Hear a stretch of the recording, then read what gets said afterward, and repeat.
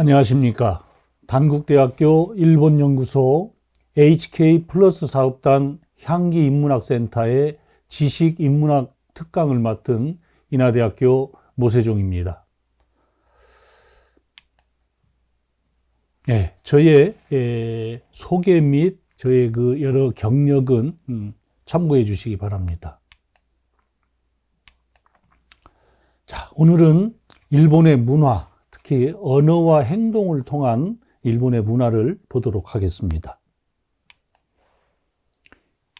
일본인들의 언어와 행동은 우리는 곧잘 일본인들을 우리의 가치 기준으로 해석하려 하여 우리와 맞지 않은 부분을 잘못된 것으로 말하는 경향이 있습니다. 하지만 일본인은 그들이 지향하는 언어와 행동이 있는 것이기 때문에 이를 우리의 가치 기준으로 판단해서는 안 되는 경우가 있습니다. 일본인은 언어와 행동이 한국인과 다를 수 있어 이를 잘 이해하면 일본을 자연스럽게 볼 수 있을 것입니다. 이하 한일 비교적 관점에서 일본인의 언행을 살펴보기로 하겠습니다. 일본인의 언행의 배경이라고 할까요? 일본인들은 어려서부터 타인에게 폐를 끼치지 않는 자세를 생활의 기본으로 삼고 잘 지키는 때문인지 자녀 교육도 그렇고 대개 행동이 매우 조심성스럽습니다. 그래서인지 사람 간의 충돌이 적은 사회임을 느낄 수 있습니다. 개인차가 있음을 전제로 하겠습니다만 일본인들의 자세나 행동은 타인을 의식하듯 비교적 신중한 편입니다. 옷 입는 모습도 걸어다니는 모습도 비교적 단정하다고 할 수 있습니다. 예를 들어 TV에 나오는 일본의 정치가들은 비교적 단정하게 좀 작은 모습으로 등장을 해서 반감을 살 만한 언행도 잘 하지 않습니다. 한국의 정치가들이 당당한 자세로 무서울 것 없이 등장하여 좀 거친 언행을 쏟아내는 것과는 좀 달리 일본의 정치가들은 조심스러운 자세로 임하는 경우가 보통입니다. 또한 우리가 이제 커피숍 등에서 사람을 찾는 경우가 있지 않겠습니까?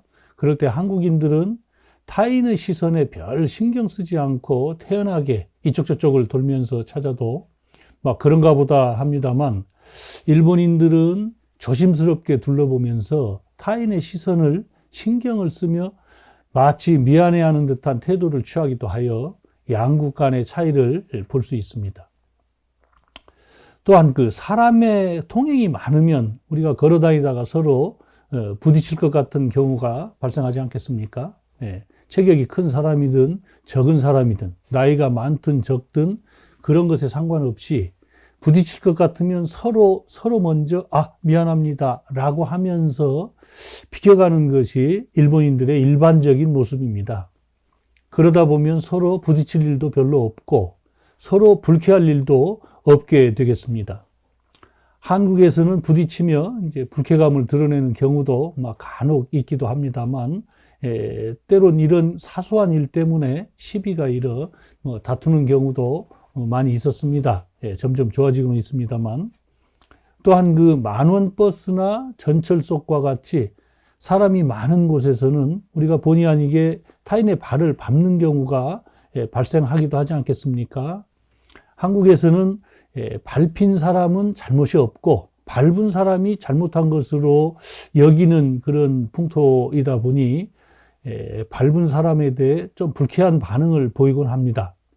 그런데 일본에서는 반응이 다소 다름을 봤습니다. 발을 밟는 사람보다 밟히는 사람이 먼저 알지 않게 되겠습니까? 그래서 오히려 밟히는 사람이 먼저 미안하다고 하면서 발을 빼는 경우를 볼 수가 있습니다. 당연히 밟는 사람도 재빨리 미안하다면서 고개를 숙이며 물러납니다. 따지고 보면 상대방이 걷거나 또는 서 있는데 자신이 옆에 있어서 발을 밟히는 것이기에 상대방이 걷거나 서 있는데 자신이 불편을 준 것으로도 생각할 수도 있다, 이런 얘기입니다. 자신의 입장에서 생각하느냐 타인의 입장에서 생각하느냐에 따라 반응하는 태도가 달라질 수 있는 것이다. 이렇게 볼 수 있겠습니다. 결국 일본은 서로 폐를 끼쳤다고 생각하기 때문에 서로 사과하며 충돌 없이 넘어가게 됩니다. 또한 일본에서 엘리베이터를 타고 있으면 다소 재미있는 경우를 목격할 수도 있습니다. 사람이 많이 타고 있어 더 이상 안 탔으면 하는 그런 바람이 들지만 결국 이제 문이 열리고 바깥에 있는 사람들이 타게 될 때 우리는 좀 사람도 많은데 다음에 탔으면 하는 생각도 들고 어쨌든 대개는 그대로 서 있게 되는데 결국 타는 사람이 미안하다며 조금 밀치거나 하며 타게 됩니다. 일본인들은 조금 좀 다른 것 같습니다. 먼저 안에 타고 있던 사람들이 서로 미안하다고 하면서 안쪽으로 조금씩 비켜섭니다. 먼저 타고 있는 사람이 무슨 잘못이 있어 미안하다고 하는 것인지 알 수가 없지만 타인이 타려는데 자기가 먼저 타고 있어 엘리베이터를 타는데 불편을 주어 미안하다는 그런 식입니다. 타인의 입장을 생각하고 그 타인에게 폐를 끼치지 않으려는 행동이 작용하는 듯 합니다. 또한 타인에게 몇 층을 눌러달라거나 크게 대화하거나 전화 통화 등도 보통은 잘 하지 않습니다. 타인에게 폐를 끼치지 않으려는 일본인들의 이와 같은 행동은 타인을 배려하는 결과를 가져와서 부드러운 사회 질서를 만들어내는 것이 아닌가 그런 생각이 듭니다. 일본인들은 이제 교실이나 회의실에 늦게 도착해서 들어갈 때 우리와 다소 다른 모습을 보이기도 합니다. 제가 이제 유학 중에 경험한 것인데 교실에서 지각을 해서 교실에 들어오는 학생의 태도에 조금 이제 놀란 적이 있습니다. 놀랐다는 것은 우리하고 좀 다르기 때문이죠.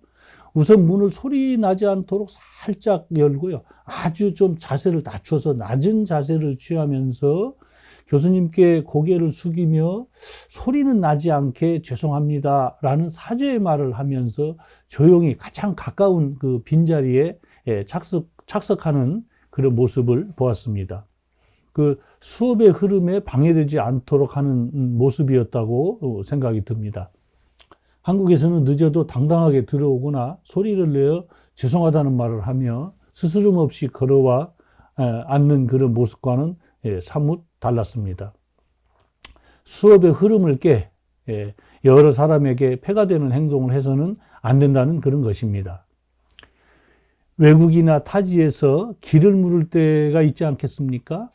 그때 일본인들은 이제 그 길을 묻기에 앞서서 사전 행동이 있습니다. 사전 행동이라고 하는 것은 이게 먼저 내가 묻겠습니다라고 하는 이게 상대가 놀라거나 당혹해하지 않도록 먼저 죄송합니다라는 죄송하다는 말을 하면서 천천히 조심성스럽게 다가가 말을 건넵니다. 사실 우리는 뭐 그런 거 의식하지 않고 그냥 갑자기 말을 걸어서 어디죠? 뭡니까? 이렇게 물어서 놀라는 경우가 있는데 일본에서는 사전에 이제 묻겠다는 자세를 취해서 오니 일단 일본에서는 놀랄 일은 많지 않습니다. 또한 죄송하지만 물어도 되겠습니까? 라고 하는 그런 것을 확인하는 것도 일본인들의 모습입니다.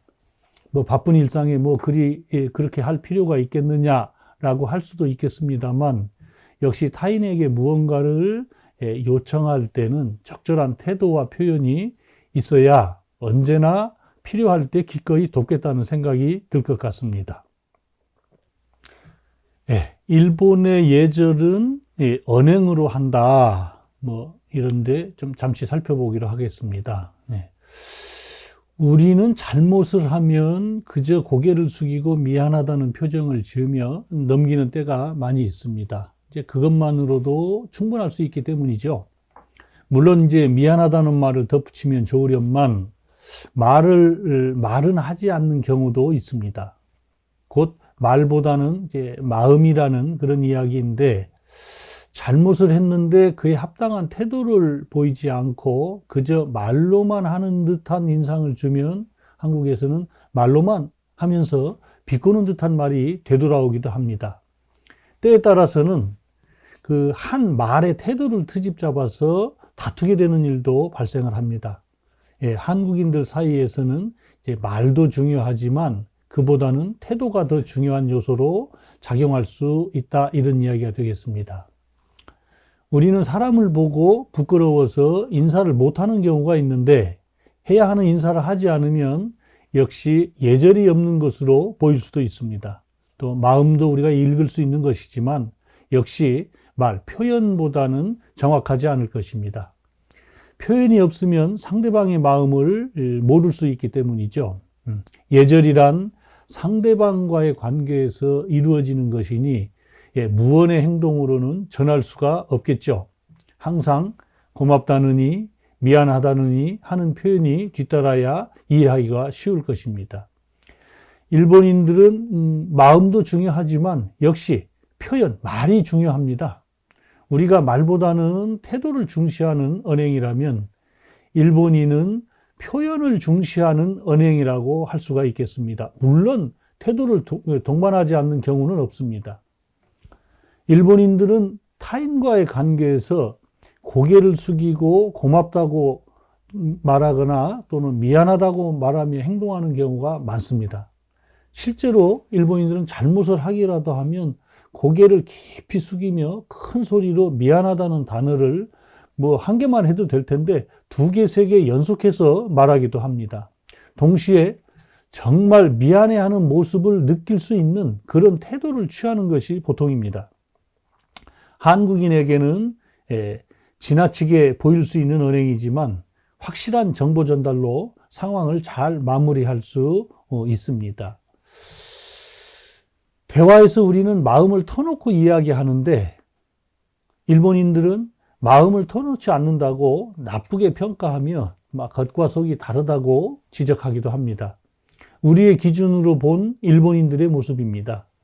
그 일본인들이 한국인 스타일로 대화하는 것은 아닙니다. 일본인들은 상대방의 말에 직접적인 거부나 또는 반대의 표현은 삼감으로써 대화를 경색되게 하지 않고 상대방을 기분 나쁘게 하지 않는다. 이런 얘기입니다. 요컨대 직접적인 표현을 잘 하지 않는다는 것인데, 이제 이를 모르는 외국인에게는 겉과 속이 좀 다른가 하는 그런 평을 면하기 어려울 수도 있겠습니다만, 한 나라의 언어 사용이 외국인들의 감각에 맞도록 되어 있는 것이 아니기 때문에 전혀 이상할 일은 아닙니다.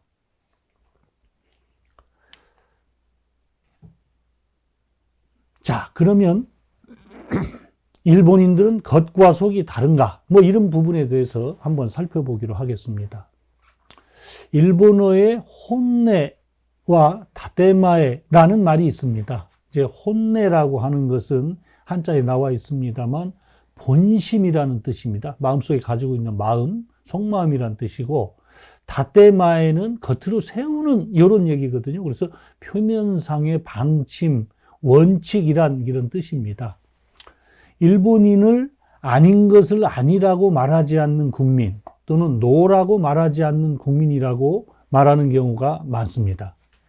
일본인들은 혼내와 다테마에가 다른 국민, 즉 바꾸어 말하면 일본인들은 겉과 속이 다른 국민이라는 것인데, 이런 평가는 일례로 일본인들이 반대나 거부의 의사를 솔직하게 표현하지 않아서 괜찮은가 하는 이제 긍정적으로 받아들였는데, 추후에 보니까 그게 반대나 거부가 되는 그런 결과를 낳았다. 이제 그런 부분에서 기인하는 것이라고 볼 수가 있겠습니다.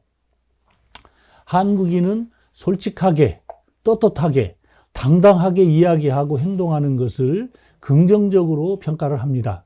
경우에 따라서는 당연히 그렇게 당당하게 해야겠습니다만 모든 상황에서 다 그런 것은 아닐 것입니다.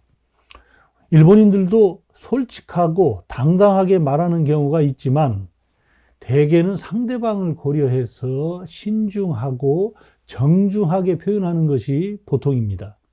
겉과 속을 달리하여 표현하는 것이 아니라 늘 그냥 하던 대로 일상의 표현을 하는 것뿐입니다.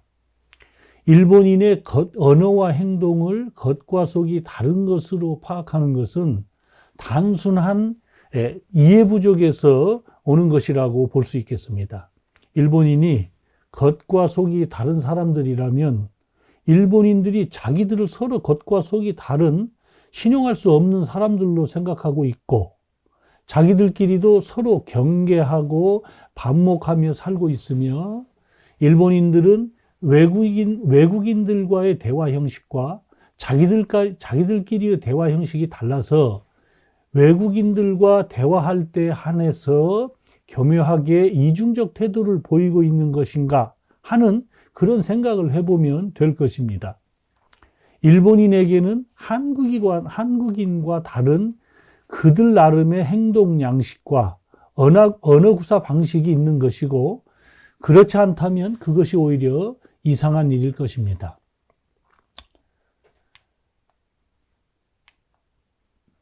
자, 그러면 일본인들의 대화 모습 및 방법을 한번 살펴보도록 하겠습니다.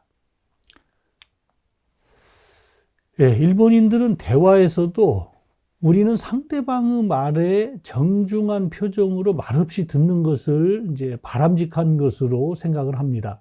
하지만 일본인들은 우리와는 좀 다소 다른 표현 방식을 사용하면서 듣습니다. 말을 하거나. 자, 상대의 말을 들으면서 말이 끝나는 중간중간에 마치 장단이라도 맞추어주듯 호응해주며 대화를 이어가는 경우가 많습니다. 예를 들면, 아, 그렇겠군요. 아, 역시 등등 하며 시정, 경청하면서 인정한다는 듯한 표현을 많이 합니다. 아마 한국에서라면 말하고 있는데 차분히 듣지도 않고 경박하게 대꾸한다며, 야, 가만히 좀 있어. 끝까지 좀 들어. 라고 하는 주의를 듣게 될지도 모를 일입니다. 괜히 상대의 말에 일일이 긍정하거나 호응하는 태도를 보여서는 자칫 아부나하는 것처럼 느껴져 이제 가벼운 사람이 될 수도 있는데, 그런데 일본인들의 대화 중에는 늘 아, 그렇군요, 그렇겠습니다, 일본말로 하면 소데스네라는 표현이 있습니다만, 또는 과연 맞군요, 아, 역시 그런 것이군요, 나루호도라는 말이 있습니다만, 역시 놀랍습니다, 과연 훌륭합니다, 사스가 이런 단어가 있습니다만, 이런 표현 등이 이제 들으면서도 말을 않거나 해도 가끔 이제 등장을 합니다. 자, 이런 일본어를 한국어로 번역하게 되면 뭔가 좀 아부하거나 경박한 언행으로 비춰 적절치 않은 대화가 되고 말 것입니다. 그래서 외국어를 직역하면 안 된다는 것은 이런 경우도 포함이 되겠습니다. 일본인들은 상대방의 그릇된 의견이나 또는 자기와 상반되는 견해에도 기본적으로 직접적인 거부나 반대 의견을 그렇게 노골적으로 제시하지는 않습니다.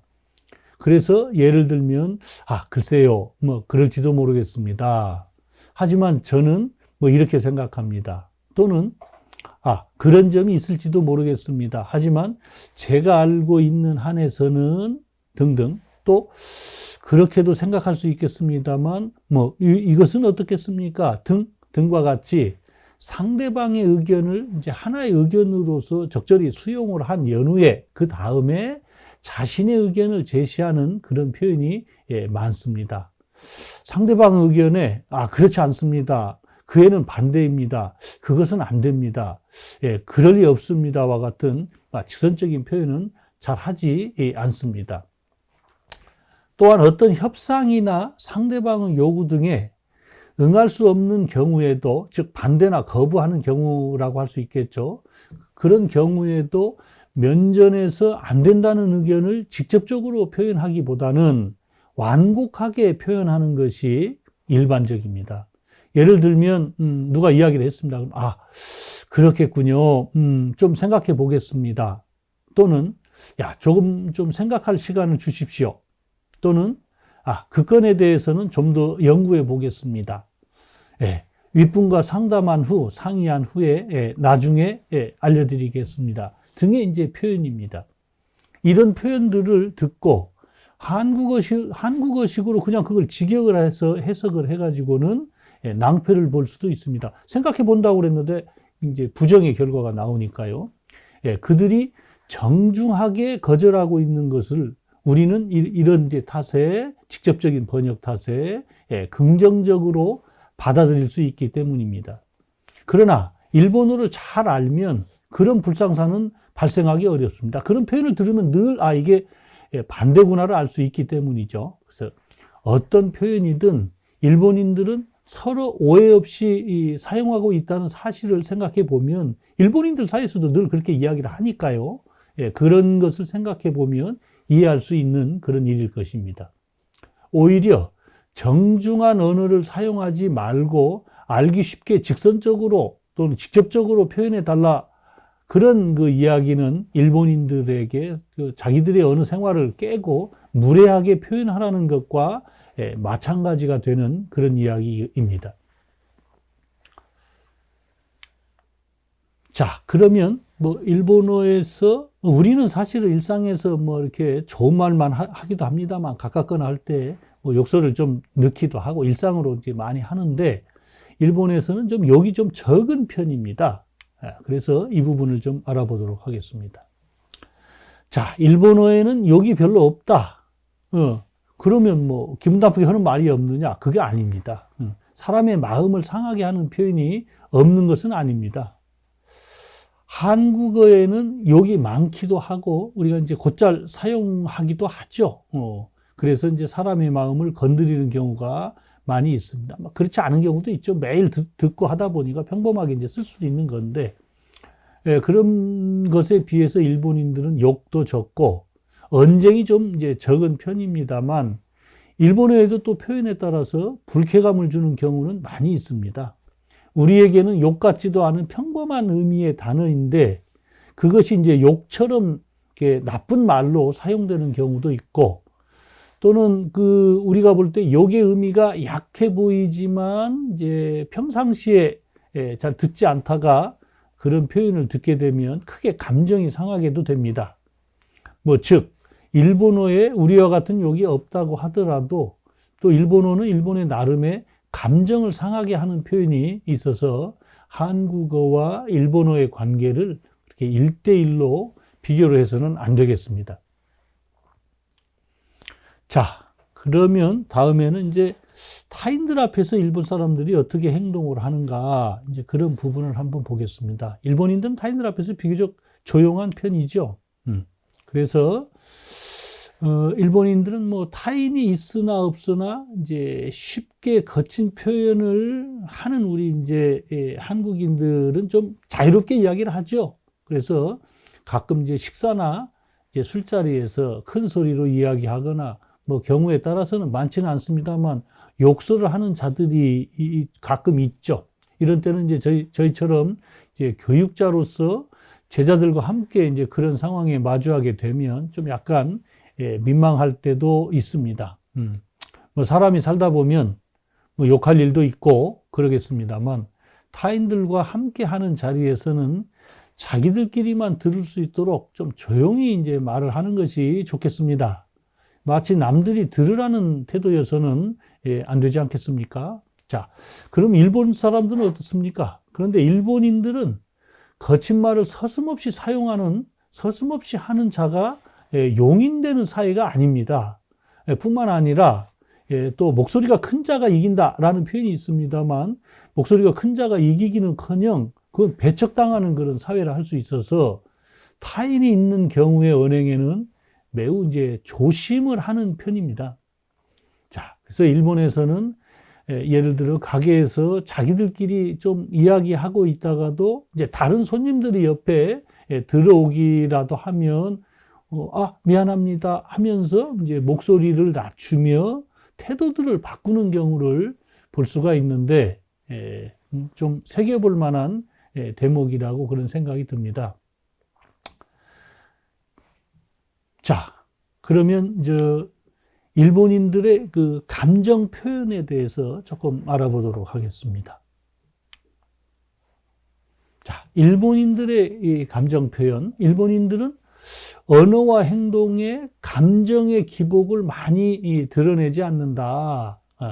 이건 무슨 말이냐 하면 이제 기분 좋으면 확 기분 좋다고 드러내고 기분 나쁘면 이제 화를 내고 하는 그런 감정상의 이제 기복이 많으냐 하면 그런 부분이 좀 적다, 이렇게 볼 수 있겠습니다.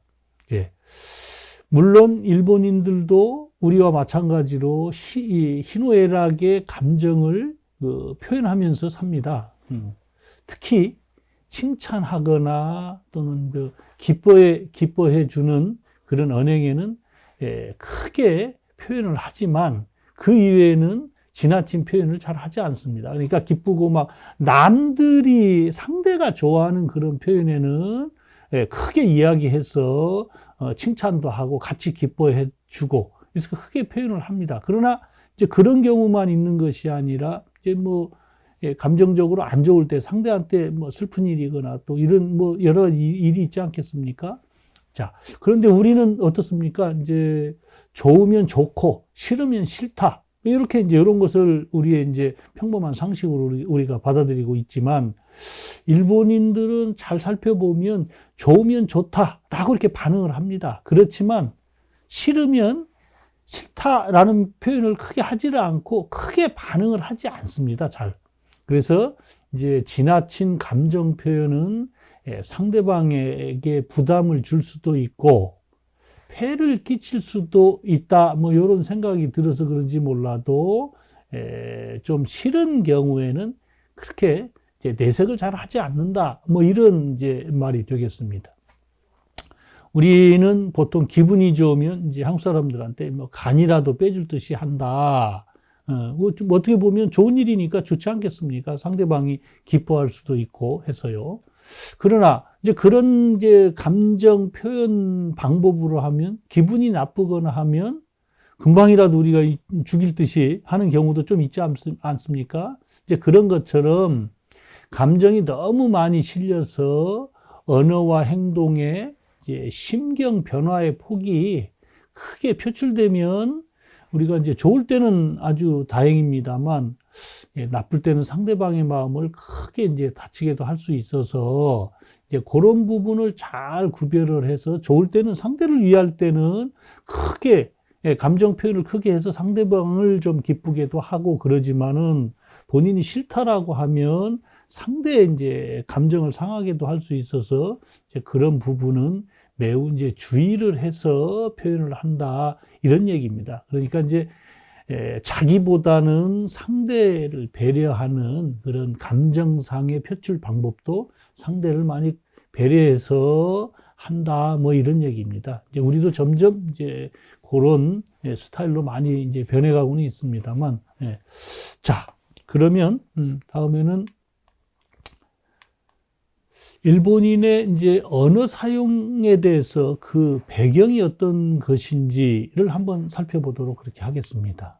이제 언어 사용의 배경이라는 것, 뭐 이런 것들은 우리가 뭐 학문으로 해서 연구해서 나타나는 그런 것은 아닌데 우리의 이제 역사적인 그런 것, 또 일본의 역사적인 상황, 배경 등을 살펴보면 이래서 이제 언어 사용이 이런 것인가라고 하는 것을 이제 느낄 수도 있어서 이제 그런 부분을 잠시 살펴보도록 하겠습니다. 우리 한국은 어떻습니까? 우리가 이제 선비 중심의 문무 중에서 문을 중시하는 그런 사회였지 않습니까? 이제 그런 사회에서 우리가 뭐 이렇게 서로 어떤 그 문과적인 주제를 가지고 이제 철학적인 부분, 뭐 정치도 그런 것이고 해서 그런 어떤 주제에 대해서 이제 자기 생각을 피력하는 이제 그런 스타일의 대화가 많습니다. 자기 주장을 하는 경우가 많죠. 경우에 따라서 어느 한쪽이 더 옳다고 할 수 없는, 그래서 그 결론을 내릴 수 없는 이제 그런 경우도 있지 않겠습니까? 이제 그런 경우는 사실은 서로 좀 이해하고 이제 그 사람의 상대의 그 의견을 이해하고 접근하려는 마음이 없다라고 하면 그래서 항상 이제 내 의견이 옳다고 자기 주장만을 고집하는 대화가 되기 쉬울 수도 있습니다. 설령 이제 그렇게 되면 설령 상대방의 주장에 설득력이 있다 해도 오히려 이제 이에 굽히려 하지 않고 지지 않으려는 마음에서 자기 주장을 더욱 강하게 펼치게 되는 그런 경우가 되겠습니다. 상대의 의견을 수용하려 하기보다 자신의 의견을 주장하는 대화 스타일에서는 가끔 결론도 나지 않은 일로 이제 언쟁을 하기도 합니다. 곧 이제 이런 것은 우리 한국 사회가 어떻게 보면 우리의 어떻게 그 역사적 사실을 봐도 뭐 당파 싸움을 하거나 뭐 학문의 그 깊이랄까 이런 것을 본인이 이제 그걸 주장하거나 이렇게 제시하고 그걸 보고 받아들이고 아니면 언쟁을 하고 이런 이제 문해 사회에서는 그런 경우가 흔히 있고 또 뭐 그럴 수도 있는 그런 이제 사회죠. 그러나 이에 비해서 일본 사회는 어떻습니까? 일본 사회를 이제 무사사회라고 하지 않습니까? 이게 무사사회 전통이 지금도 이제 이어지는 그런 나라입니다. 일본은 이제 민주화가 되어서 우리하고 비슷한 모습을 가지고 있지만 일본이라는 사회가 어떻습니까? 예전 사회를 가지고 오면서 민주주의가 도입돼서 이제 사상적 변화는 하고 있습니다만 옛날에 그 무사사회의 전통이 그대로 살아있는 그런 상황에서 현대적인 사고가 들어와서 어떻게 보면 사고가 이렇게 합쳐져 있는 그런 사회거든요. 그래서 우리하고는 굉장히 다른, 우리는 이제 일면 이제 역사적 어떤 단절도 겪기도 하고 그래서 전부 새로 이제 바뀐 이런 사회를 살고 있습니다만 일본은 옛날 사회가 이어지는 옛날의 전통이 더 강하게 남아있는 우리가 좀 이해하기 어려운 그런 사회라고 볼 수가 있습니다. 그래서 한국이 이제 역사적으로 문을 중시하는 사회로 이제 어떤 추상적 우위를 가지고 논하는 이제 그런 것과는 좀 달리 어떤 이제 무의 이제 힘의 사회에서는 어떤 구체적인 우위를 가지고서 논하는 그런 사회라고 볼 수가 있겠습니다. 그래서 무의 사회에서는 그에 맞는 그 언어 사용에 절도가 있어야 할 것이고, 말 가지고 우열을 논하거나 더 똑똑하다, 내 의견이 많다, 이런 그런 논쟁이 좀 적어. 뭐 계급이 같거나 하면 그런 일이 있을 수 있겠죠. 그래서 이제 일반적으로 전체적으로 보면 이제 그렇게 말로 우열을 논하는 경우가 적어서 일상 대화에서의 충돌은 비교적 적다고 이렇게 느꼈습니다. 그래서 뭐 사실 가만히 우리가 상상을 해보면 일반인들이 가장 많은 것이죠. 양반보다는 이제 평민이 더 많듯이. 그래서 일반인이 이제 무사를 대하는 언어, 이제 그게 몸에 배일 수도 있는 건데 그런 언어는 좀 정중해야 할 것이고 태도나 표정도 중요하지만 늘 막 그런 경우가 발생을 하면 재빠르고 또 명확한 표현이 필요할 것이다 이런 생각이 듭니다. 이것은 방금 말씀드렸습니다만 일본이 단절 없는 역사를 써내려가고 있어서 이제 그런 일본 무사 사회에 영향을 받아서 가지고 있어서 일본인들의 언행에는 그런 사고방식이 어떻게 보면 면면이 이어지고 있어서 언어가 그렇게 된 것인지도 모르겠습니다. 우리는 이제 모르는 사람에게 쉽게 이제 자기 하고 싶은 말을 다 해서 가끔은 언성을 높여서 말하는 경우도 있습니다만 이제 다툼도 제법 있는 편이죠. 그런데 뭐 다툼도 필요하면 하는 것이지만 그런 것은 가급적 줄여야겠죠. 그러나 일본에서는 뭔가 사건이 발생해서 이제 모르는 상대하고 말을 하는 경우, 그런 경우에 대해서 상대에게 이제 언성을 높이는 경우는 거의 제가 많이 보지 못했습니다. 오히려 이제 어떤 일이 발생해도 모르는 사람한테는 늘 조심을 하거나 좀 뭐 미안할 일도 없는데 사과하는 듯한 그런 태도를 취하는 것이 보통이었습니다. 사실 이제 어떤 그 충돌이 있을 때 이제 상대가 누구인지도 모르면서 잘잘못을 자기가 결정을 해서 내가 잘못이 없다, 뭐 이런 큰 소리를 친다는 것은 경우에 따라서는 이제 참으로 이제 무모한 일일 수도 있습니다. 예를 들어 무사사의를 생각하면 자칫 그 상대가 자기보다 그 어떤 무사인 경우나 뭐 이렇게 된다면 큰일이 나지 않겠습니까? 그래서 어떤 경우에도 뭐 힘이 있어가지고 내가 싸워 이길 수 있다, 뭐 이런 경우가 아니면 이제 큰 소리를 치는 경우는 별로 없겠죠. 제가 이제 일본에서 운전하면서 뭐 7년간 이제 거기서 유학을 했습니다만, 운전도 하고 그래서 접촉사고도 한두 번 이렇게 난 적이 있습니다. 그래서 접촉사고가 발생했을 때 피해자라고 하더라도 언어와 행동은 굉장히 나와서 그 고개도 숙이면서 이렇게 말을 잘 하지 않고 신중하게 얼굴 붉히지 않고 처리할 수 있도록 그렇게 이제 그 대해서 놀란 적이 있었습니다. 그래서 일본은 늘 모르는 사람한테는 일단 고개 숙이고 미안합니다. 뭐 이런 태도를 보이기 때문에 그렇게 직접적으로 충돌할 일이 많지 않은 그런 이제 사회입니다. 우리도 점점 이제 그렇게 되어가고 있습니다만 일본인들이 더 우리보다 타인과 이렇게 충돌하는 것을 굉장히 꺼리는 이런 사회임을 우리가 좀 느낄 수 있겠습니다. 자, 언어와 행동은 서로 불가분의 관계에 있는 것입니다. 뭐 언어를 어떻게 막말을 하면서 행동은 뭐 정중하게 한다 이런 경우가 없습니다. 되게 언어를 거칠게 하면 행동도 거칠어지는 이런 것이죠. 그래서 언어와 행동이 서로 분리되지 않는, 그래서 우리가 바른 말을 써야죠. 바른 말을 쓰면 행동도 굉장히 저절로 바르게 따라가기 마련입니다.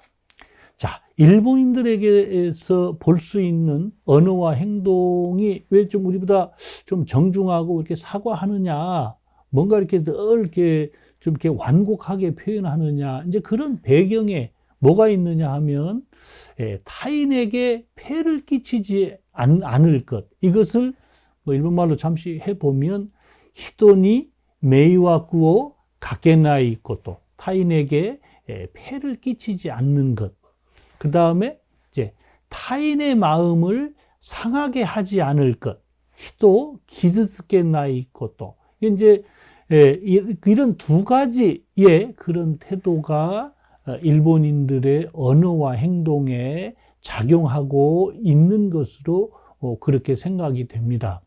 이런 태도는 물론 한국인에게도 당연히 있는 것입니다. 있는 것입니다만 표현 방식에 좀 차이도 있다고 이렇게 생각이 듭니다. 그리고 무엇이 폐가 되는 것이냐, 이거 굉장히 이제 중요한 그런 사실입니다. 이것이 폐인지 아닌지, 그것이 우리하고 기준이 상당히 이제 다르죠.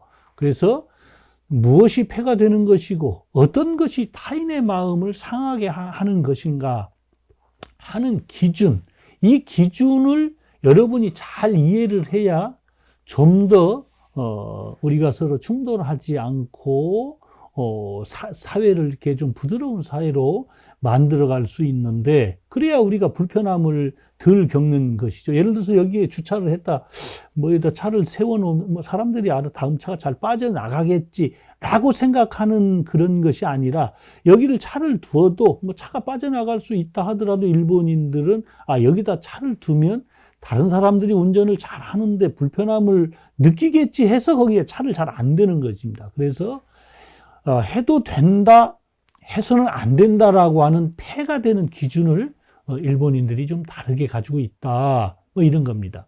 그래서 우리가 이제 정치나 경제나 뭐 역사 특히 중요합니다. 일본인들은 왜 그러냐, 뭐 이런 이야기를 할 때가 있지 않겠습니까? 그래서 이제 여러 분야를 우리가 논하고 지적하고 비판할 때 일본인의 언어와 행동 양식을 이해해야만이 그 지적이 일본인들도 이해할 수 있는, 받아들일 수 있는 것이 되기 때문에 언어와 행동 양식의 이해가 일본을 논하는 그런 출발점이 되어야만이 우리의 지적이 객관적인 것이 될 수가 있겠습니다. 그래서 한 나라를 알기 위해서는 그 나라의 언어를 이해하는 것이, 이게 뭐 단순한 언어가 아니에요. 언어는 그 나라의 행동, 사고방식 이런 것을 다 반영하는 것이기 때문에 언어를 이해하는 것이 그 나라를 이해하는 그런 선결 조건이다, 과제다라고 하는 부분을 강조하고 싶습니다. 자, 이상으로 일본인의 언어와 행동을 살펴보았습니다만, 이것은 제가 뭐 일본에서 7년 유학 생활을 하고 한 30년간 교단에서 뭐 일본을 느끼고 연구하고 또 분석해 본 그런 개인의 평가입니다. 그렇지만 이것이 이제 객관적 사실이 다 반영되었다고 할 수 없는 부분도 있고, 또한 시대에 따라서 이제 변하는 여러 상황이 다 반영되어 있다. 그렇게 할 수도 없는 부분을 이제 밝혀둡니다. 요즘 젊은 사람들은 우리가 예전에 생각한 그런 일본인들의 언어와 행동, 예절과 좀 많이 다른 모습을 보이고 있기도 해서, 점점 지금 말씀드린 부분도 이제 변화의 흐름 속에 있다. 이렇게 말씀을 드릴 수 있겠습니다. 자, 이상으로 특강을 마치도록 하겠습니다. 감사합니다.